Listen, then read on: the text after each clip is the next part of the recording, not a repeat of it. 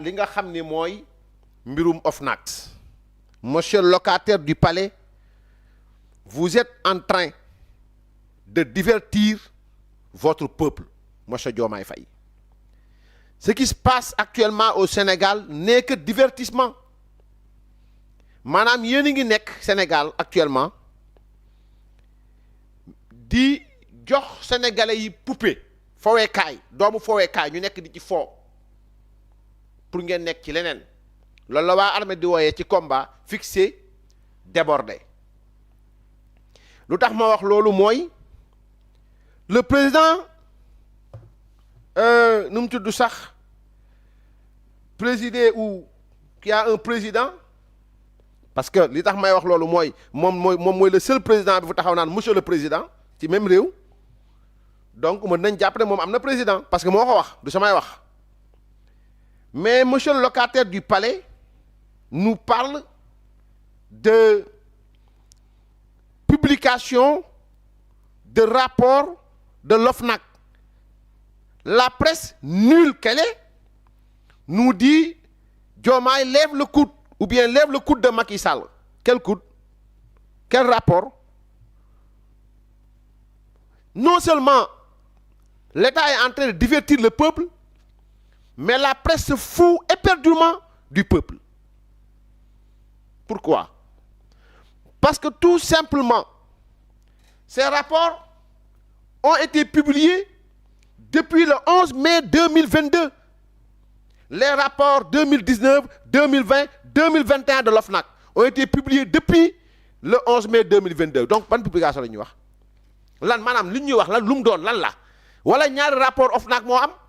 wala ñetti rapport OFNAC moo am. Le président on nous dit il lève son coude ou bien le coude de Macky Sall, il demande à ce qu'on publie les rapports de l'OFNAC. La presse, on se lève un bon matin, on voit la presse et toute la presse daanaka nous parlait de bon voilà Mamour Diallo par-ci, Mamour Diallo par-là, mel ni les rapports 2019, 2020, 2021, on ne parle que de Mamour Diallo. Donc ku am xel muus yeewu tuuti di nga xam ni am na destination wax ji maanaam wax ji am na lu mu junj. Malheureusement au Sénégal li ngeen di gis nii mooy OFNAC page OFNAC la page OFNAC Sénégal. Maanaam le 11 mai 2022 lañ génn rapport 2019 2020 2021 on revient en 2024 pour nous demander pour nous dire que ni la publication non mais qu'est-ce qui se passe au Sénégal mbir mi au fait mooy maa ngi ciy ñëw léegi parlant dañuy tànn benn dossier ci dossier 2019 2020 2021 ñaar ngay dégg ñuy wax Mamour Diallo épinglé Atepa Goudiaby épinglé kooku moom intéressé wu ma mais l'essentiel mooy dafa mel ni rapport yëpp benn épinglé moo ci am kon am mbir mi dafa am lu mu junju Mamour Diallo est l'ennemi ou l'adversaire de qui? Donc ci loolu laa bëgg indi ay leeral yoo xam nag daa ànd ak ay firnde mooy rapport boobu ñuy wax au fait on nous parle de détournement de 94 milliards oubliant que nu mu tudd sax ce dossier a été vidé par le tribunal cour d'appel ba ci cassation ba ñëw ba ñu condamné État du Sénégal à payer bi jiitu mooy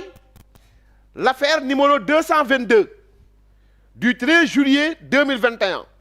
accusation kon fa la tàmbale l'affaire c'est une accusation République du Sénégal cour d'appel de Dakar chambre d'accusation ministère public Mouhamadou Moustapha Sey avocat général et Ousmane Sonko kon mbir maa ngi noonu quand on parle de ministère public c'est le procureur de la République maître des poursuites bu ñu la waxee ministère public mooy kiy toppaate mooy le procureur de la République ak kan Ousmane Sonko mi ne woon porte na plainte Mamour Diallo Tahirou Sarr ak ña ca des pour dafa yaakaar ni njortu ni détournement xaalis dafa am procès baa ngi nii C'était le 13 juillet 2021. Maître Abdoulaye Tall moo représenté woon Ousmane Sonko ak Amadou Sow ak Ibrahima Diawara ak Alioune Cissé ak Cheikh Khoureyssi Ba ak Ousseynou Fall Djibi Diagne ak Maître Bamba Cissé contre Mamadou Mamour Diallo, Meissa Ndiaye, Seydou Sarr di Tahirou ñoom benn avocat lañ amoon Seydou Diagne, Maître Seydou Diagne. Donc lii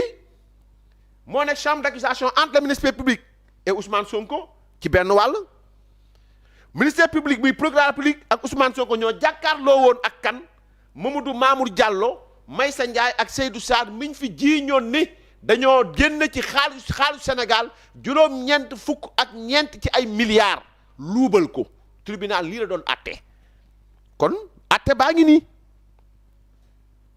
inculpé ci la leen toppee faux njuuj njaaj, usage de faux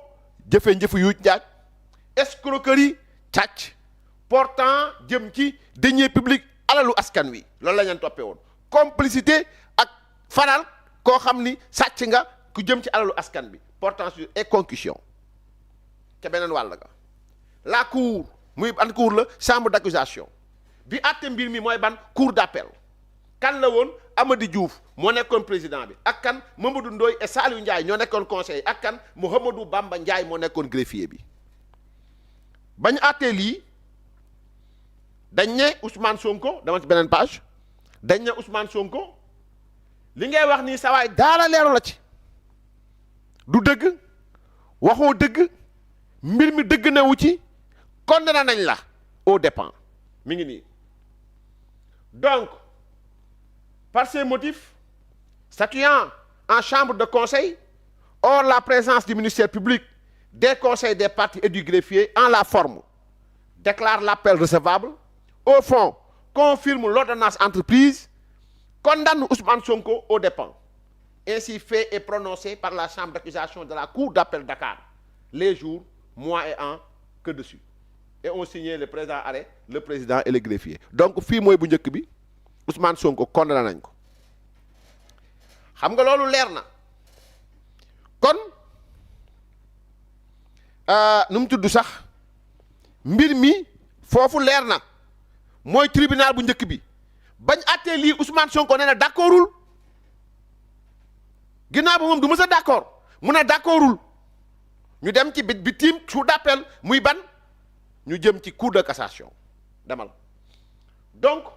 foofu ña nga fa dem fan ordonnance aux fins de déchéance numéro 53 du 27 décembre 2021 ba léegi ñi ngi nekk ci lan ci jiiñ biñ jiiñoon Mamour Diallo dafa sàcc 94 milliards moom ak Tahirou Sarr ak Meissa Ndiaye ba léegi mbir mi ngi continuer ci lan lañ sukkandiku ci mbirum rapport OFNAC 2019 2020 2021 bi ngeen wax.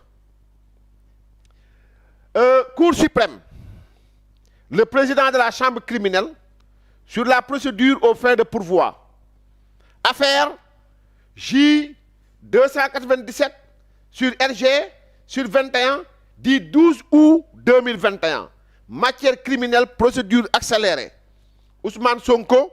Maître Abdoulaye Tall moo ko représenté mais fii ma wax la demul sax maanaam Maître Tall demul sax ci procès bi. Contre kan Mamadou Mamour Diallo et deux autres. mooy kan Meissa Ndiaye ak Tahirou Sarr.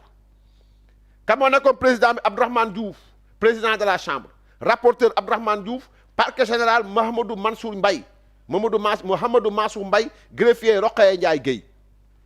Entre mbir mi dan la demee woon entre Ousmane Sonko sans autre précision jaru ko sax faisant élection de domicile en l'étude de son conseil Maître Abdoulaye Tall avocat à la cour 57 avenue Assane 2 ex Albert Sarraut Dakar téléphone 33 823 70 114 email atal 213@yahoo.fr. Demandeur mooy laaj ngir lan ngir ñu attewaat mbir mi ak kan ak Mamadou Mamour Diallo Meissa Ndiaye ak Tahirou Sarr ñooy ñan ñooy ñi nga xam ne nañ alam likk liñ leen jiiñ dara amu ci. Statuant sur le pourvoi formé suivant de déclaration souscrite au greffe de la cour d'appel de Dakar le 14 juillet 2021 par maître Abdoulaye Tall, avocat à la cour, même page bi la Youssou. Muni d'un pouvoir spécial dûment signé et délivré par Ousmane Sonko contre l'arrêt numéro 222 mooy ban bi ma leen liiral léegi mu ne statuant dañu war a toog ci lan lii nga xam ni maître Abdoulaye Tall moo ko bind mooy lan ne d'accordul ci atte bi ñu ko atte woon mi ngi déposé mbir mi kañ dañu ngi atte woon mbir mi le 14 juillet 2021 la cour d'appel atte woon wax naa lañ ko léegi ñoom ñu dem li nga xam ne mooy cassation kañ lañ fa dem le 12 août 2021 ñu ne lan ñu ne Ousmane Sonko moo maître Abdoulaye Tall mu ne Ousmane Sonko moo ko jox këyit bi ne d'accordul ci atte bi ñu atte woon muy arrêt numéro 222 rendu le 13 juillet 2021 par la chambre d'accusation de la dite cour qui dans l'affaire l'opposant Amadou Mamour Diallo et autres a confirmé l'ordonnance de entreprise et condamné le susnommé aux dépens. ñun Abdourahmane Diouf ñi jiite chambre criminelle bu cour suprême bu ñu saytoo ba xool procédure enregistrée numéro J 297 RG/2021 bu ñu ko saytoo ba xool ko Ousmane Sonko contre Mamadou Mamour Diallo et deux autres vu la loi organique numéro 2017-09 du 17 janvier 2017 vu les conclusions du procureur général près la Cour suprême en date du 12 novembre 2021 tendant à la déchéance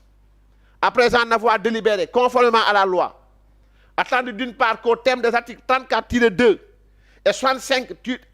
de la loi organique susvisée, le demandeur au pourvoi de d'échéance consigner une somme suffisante pour garantir le paiement des droits du timbre et d'enregistrement et produire les récépissé justificatif dans le délai de 2 mois à compter de la déclaration de pourvoi. Article 34-2. Hors les cas de dispense prévus par d'autres textes.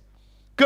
d'autre part, au terme de l'article 62 de la même loi organique, le demandeur, quelle que soit sa qualité, doit produire à peine de déchéance dans un délai de 2 mois au greffe de la Cour suprême une requête répondant aux conditions de l'article 33 de la dite loi. fii li muy wax dafa am solo ngeen dégloo naa si ñëwaat olof que l'article 63 du même texte ajoute que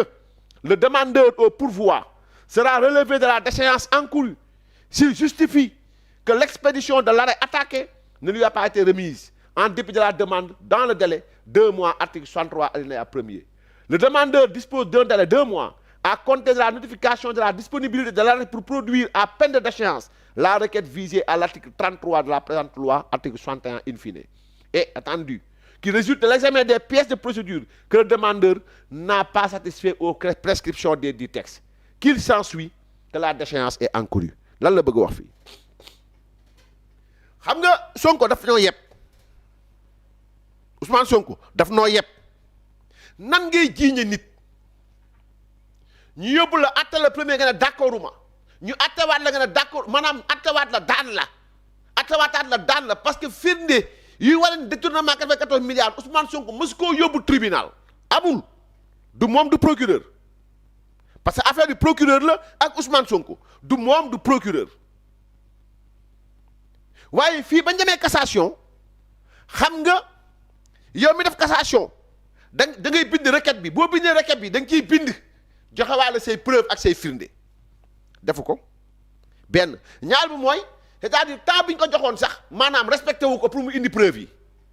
troisième bi mooy méttal dafa sax newut demul kon déchéance daal di dugg la déchéance est encourue par ces motifs que noona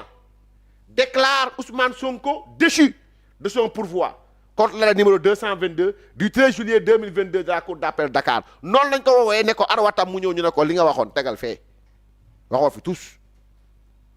le condamne aux dépens daal di ko daanaat dit que la présente ordonnance sera notifiée aux parties par l'administrateur des greffes nangam sangam ordonne que la présente ordonnance sera imprimée et transcrite sur les registres de la cour d'appel Dakar en marge ou à la suite de la décision attaquée mu ne encore dama ci beneen page bi ordonne l'exécution de la présente ordonnance à la diligence du procureur général près la Cour suprême ainsi fait et prononcé par le président de la chambre criminelle de la Cour suprême en son cabinet les jours mois et ainsi de suite fait au cabinet le 27 décembre 2021 ci lañ àtte loolu kon jeex na maanaam boo demee ba cassation mbir mi fa la yem maanaam boo demee ba cassation mbir mi fa la yem mun duñ koo attewaat ci dara kon ba foofu waa ji moom dañ koy daan di daan rek mais mieux pour ma ñëw ci mbirum 94 milliards nag yiñ jiiñ Mamour Diallo ci bu ma gisee nit di ko wax wala journaliste di ko bind wala chroniqueur di ci wax dama lay jàpp comme un homme ridicule un abruti billahi te dinaa wax lu tax ba ñuy weesoo muy Sonko dem na fépp daan nañ ko fépp ñeme jël tribunal bu mu dem daanu na Mame Mbaye Niang daanu beneen moom demut bii yi daa daanu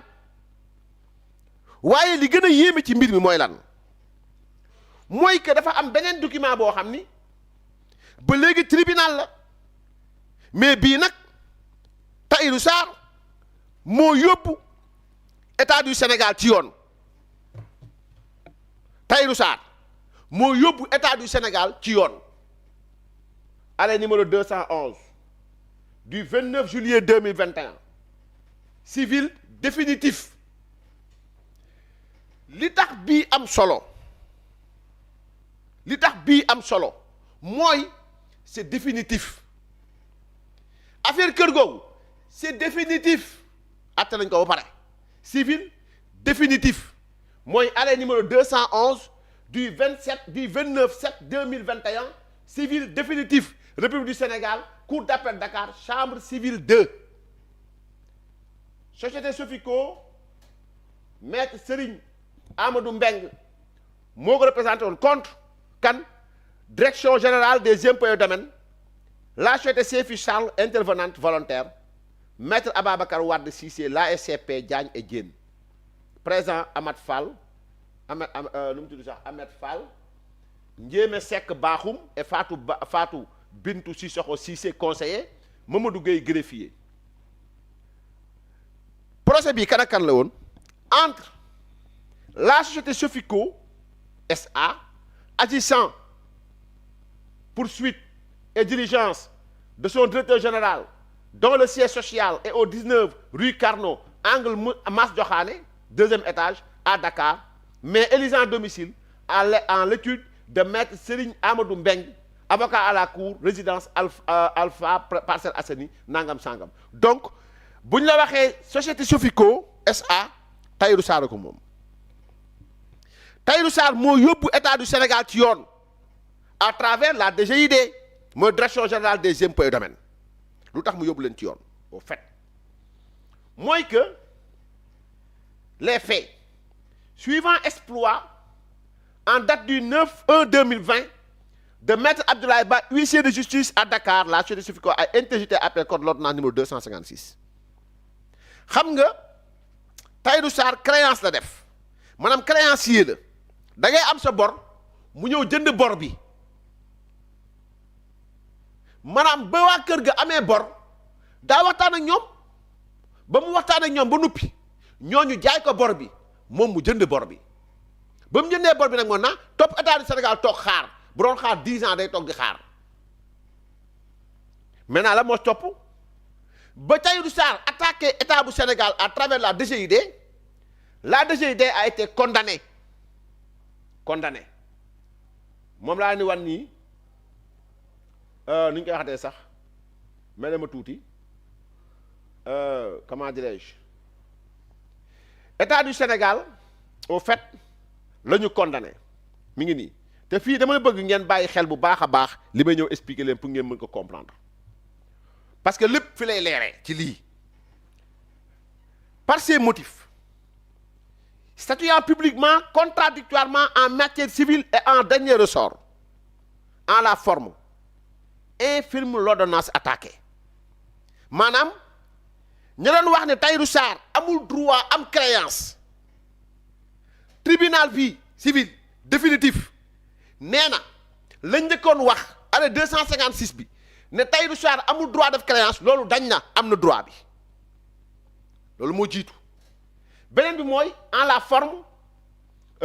et statuant à nouveau après évocation reçoit les demandes de la société appelante aux fins de constatation de créance et d'allocation de dommages et intérêts.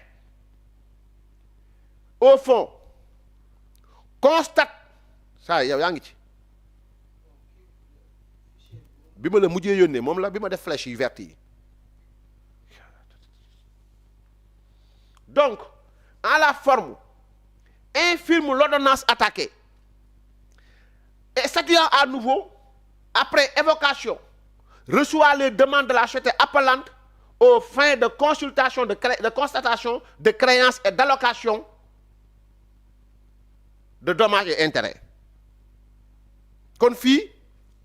li ma bëgg expliquer laa bëgg ngeen déglu ko saa yaa ngi ci donc verte yi fi ñu ne fi ma def flèche yu verte yi indil ma ko waaw donc au fond constate les créances respectives des sociétés appelantes et intervenantes volontaires de 44 227 305 500 francs CFA et de 48 975 millions 48 milliards 975 millions de francs CFA sur la direction générale des impôts et domaines. Tribunal nee na Tahirou Sarr bor yi mu jënd bor yu jaar yoon la muy ñaari bor benn bi nekk 44 milliards 227 millions 305 500 francs beneen bi mooy 48 milliards 975 millions de francs CFA fan la da ko war am ci direction des impôts et domaines alalam la mu ne fii État du Sénégal dañ ko condamné à travers la DGID à payer à l'État du Sénégal la somme de 94 milliards de francs CFA ak 5 milliards dommages et intérêts voilà maintenant indi ma bu fekkee ni da nga ne Mamour Diallo dafa détourner 94 milliards la mooy détourner mooy nga fekk 94 milliards mu nekk biir trésor public Mamour Diallo génne fa 94 milliards yi jël ko jëfandikoo boppam loolu mooy détournement loolu bu fekkoon ni am na kon état bi bu ñu ko condamné Mamour Diallo lay condamné parce que Mamour Diallo moo lekk xaalisam mais bu ñu condamné DGID ne ko da nga war a fay 94 milliards parce que da nga ko war a fay mooy xaalis bi génnul xaw ma ndax dégg ngeen li ma xam de c'est-à-dire que bu fekkee ni détournement dafa am kon Mamour Diallo la ñuy condamné ba Mamour Diallo duggoon trésor public alal réew mi fu mu nekk trésor public bi kon bu fekkoon Mamour Diallo dafa détourné 94 milliards kon directeur trésor ba kay moom ci boppam dañ koy condamné waale parce que moom bu boobaa day nekk complot kat ca la Mamour Diallo détourné benn ñaareel bi mooy bu fekkoon ne xaalis bi génn na kenn du wax état du Sénégal na nga ko fay ñaar ñetteel bi mooy Mamour Diallo da détourné 94 milliards toog Sénégal nekk directeur général quand même kon ce qui se passe actuellement au Sénégal mooy que réew mi di Sénégal dafa am ñoo xam ni dañoo bëgg fowee seen bopp fowee nit ñi mais di jàpp doomu jàmbur di jàpp waajuru jàmbur di yàq daram loolu mooy kaawu Ousmane Sonko dinaa ñëw ci moom ak dossier bi par rapport ak yeneen épisodes yi mais bii épisode spécial la mooy que ci dënk Ousmane Sonko dem na ñaari yoon ba ñetti yoon tribunal moom la ñu daan ci dossier 94 milliards war naa leen ko léegi Tahirou Sarr moo daan état du Sénégal moo daan direction générale des impôts et domaines Sénégal ameel ko 94 milliards ameel ko encore 5 milliards dommages et intérêts ndax lan ndax moom dafa dem fekk ay nit yu am seen bor mu jënd seen bor maanaam dafa ñëw fekk ay nit yu am seen bor mu jënd seen bor am nit koo xam ne daa créé société am ay société écran wër 12% sottiwul mu ñëw ne la Tahirou Sarr doon def du yoon moom li mu doon def moom yoon la mais Tahirou Sarr dem jënd bor du yoon tribunal nag ne leen Tahirou Sarr bor bi mu jënd yoon la yoon may nag ko moom lay wax ni constate les créances respectives des sociétés appelantes et intervenantes volontaires de 44 milliards 227 millions 305 500 francs et de 48 milliards 975 millions de francs CFA sur la direction générale des impôts et domaines. Déboute la société appelante ou en sa demande de paiement de intérêt dit que le trésor public est tenu des dépens. Trésor public est tenu des dépens. Voilà. Donc ainsi fait, jugé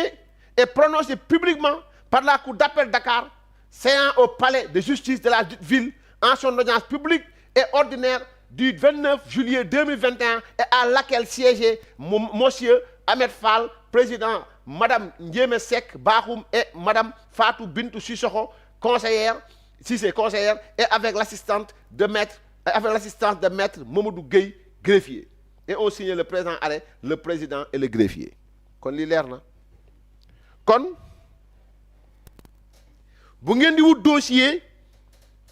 wut leen beneen parce que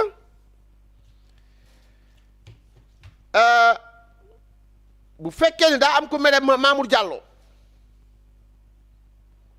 parce que bànneex yam doon yëg moom la mëntu la yëg man dama gis ni ñu ne rapport Prodac rek ñu ne rapport du moins rapport rek journaliste yëpp génn rapport ces rapports publié nañ ko depuis le 17 mai 2022 par l'OFNAC yàgg na bañ ko génnee kon baa leen tappale baaxul kon lii mooy primo li nga xam ni